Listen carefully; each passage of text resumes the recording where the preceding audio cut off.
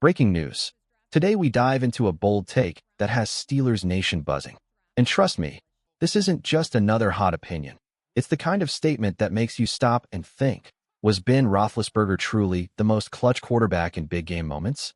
Before we get into the latest NFL news, make sure to subscribe to the channel, hit that like button, and don't forget to press the bell icon so you never miss a breaking update.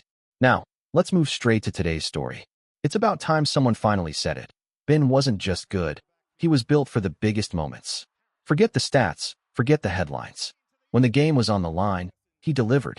That legendary Super Bowl drive wasn't just about skill. It was about grit, toughness, and refusing to let his team fall. Think about it.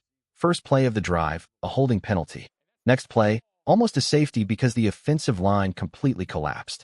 Most quarterbacks would have crumbled right there. Not Brady, not Rodgers, not Manning, not even Mahomes would have pulled that off with the worst O-line in the league. But Ben?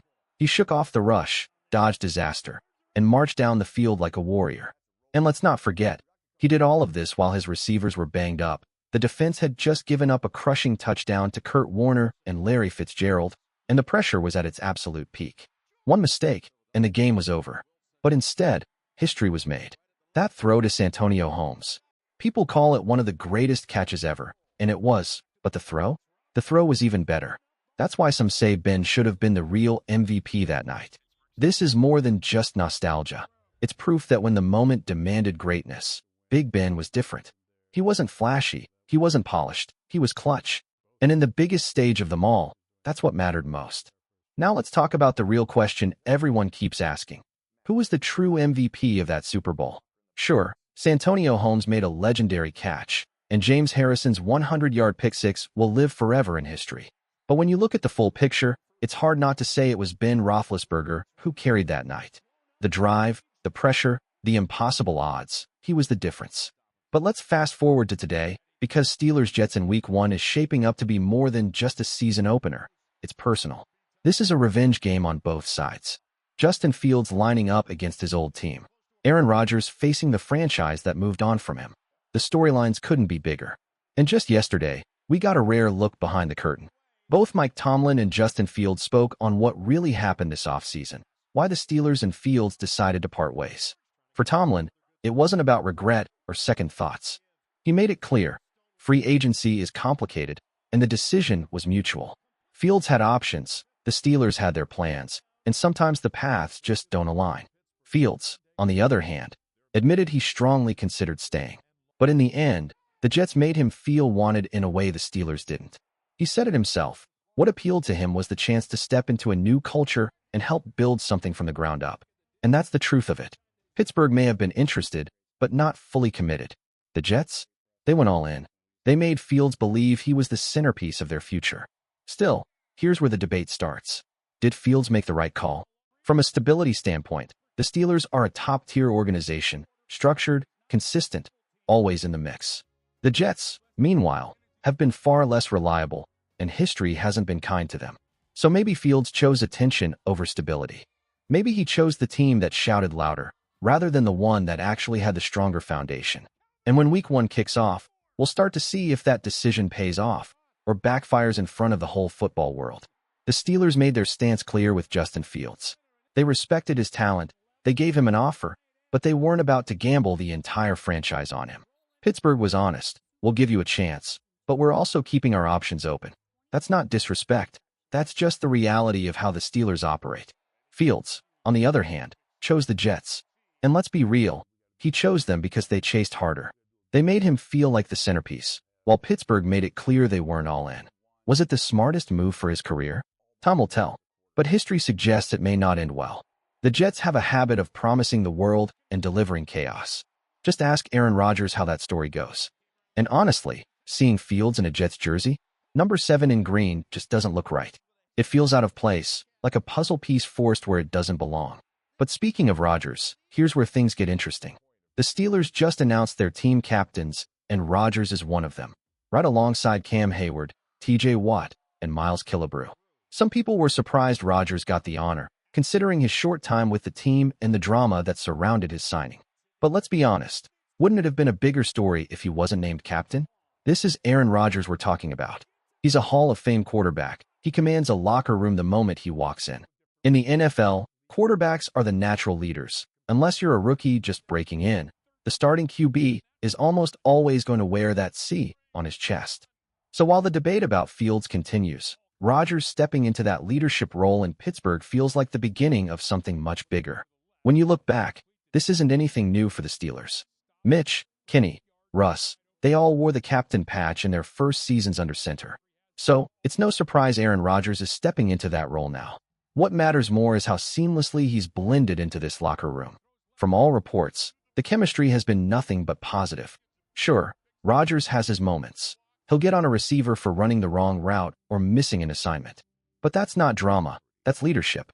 That's holding teammates accountable. And the proof of that is in how quickly players who once doubted him have completely changed their tune.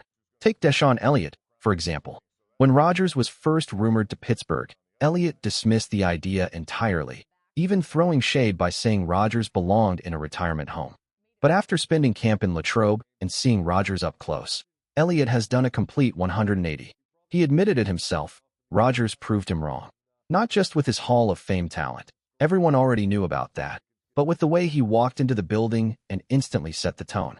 His message was simple. I know I might be a distraction, but I'm here, I'm locked in, and I've got your back. That kind of honesty earned Elliott's respect, and it's the same respect Rodgers has been gaining throughout the roster. And it's not just about personality. On the field, Rodgers is raising the bar. Linebacker Patrick Queen put it perfectly. Rodgers' football IQ is on another level. The no-look passes, the ability to call out defensive coverages before the snap, even predicting plays as they unfold. He's forcing Pittsburgh's defense to sharpen up every single rep. That's the Rodgers effect. He's not only elevating the offense, he's making the defense better too. And that's the kind of impact that can change the entire trajectory of a season. Patrick Queen said it best. Rodgers is testing the defense every snap. He's reading coverages, baiting defenders, and firing throws that only a handful of quarterbacks in history could make. And that's exactly why his name could end up in the MVP conversation this season. Think about it. Last year with the Jets, coming off an Achilles injury, playing through multiple nagging issues, and still shaking off the rust, Rodgers threw for nearly 4,000 yards and 28 touchdowns. Even in a turbulent environment, he finished top 10 in both yards and touchdowns. That was Rodgers at less than 100%. Now fast forward to this year. He's in Pittsburgh, surrounded by a stable organization, with better weapons and a stronger system. The offensive line, finally, looks like it's trending toward top 10 form after heavy investment. Broderick Jones showed real progress in the preseason, and if that momentum carries, Rodgers will have the protection he needs to operate at his best. And let's talk about those weapons. You've got DK Metcalf, dynamic speed threats on the outside, reliable backs in the backfield, and an emerging tight end presence to round things out. Add to that a defense projected as top 5 in the league. Madden even ranked them number 1. And suddenly the formula looks very familiar. A Hall of Fame quarterback, dangerous skill players, protection up front, and an elite defense. That's the blueprint. That's how you win divisions, how you make deep playoff runs, how you give yourself a shot at a Lombardi. And history shows this formula works. Teams that go all in for the short term, stacking talent around a veteran QB, have found success in recent years. Rodgers has everything in place to be the next to follow that path. So don't be shocked if, come December, Aaron Rodgers isn't just helping the Steelers win games. He's right there in the thick of the MVP race. That's the beauty of what the Steelers built this offseason.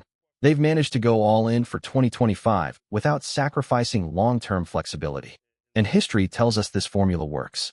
Look at the Rams. Look at the Buccaneers. Both went all in, surrounded a veteran quarterback with weapons, fortified the defense, and walked away with a Super Bowl in the last 5 years. This isn't theory, it's proven. That's why it's not far-fetched to see Aaron Rodgers in the MVP race, or to imagine the Steelers making a real run at not just the AFC North, but the entire conference. The blueprint is there, and Pittsburgh is following it step for step. Even Tom Brady weighed in on it recently. On a podcast appearance, he talked about Rodgers, not just his arm talent, which Brady called the greatest the league has ever seen, but also what this new chapter in Pittsburgh could mean for him. Brady said something important. When quarterbacks face adversity late in their careers, sometimes a change of scenery reignites them. And with the Steelers' stability and history of success, Rodgers has the perfect environment to write his final chapter at the highest possible level. So here we are. From Big Ben's legacy to Justin Fields' decision, from Rodgers' leadership to his potential MVP candidacy, the Steelers sit at the center of some of the biggest storylines in football.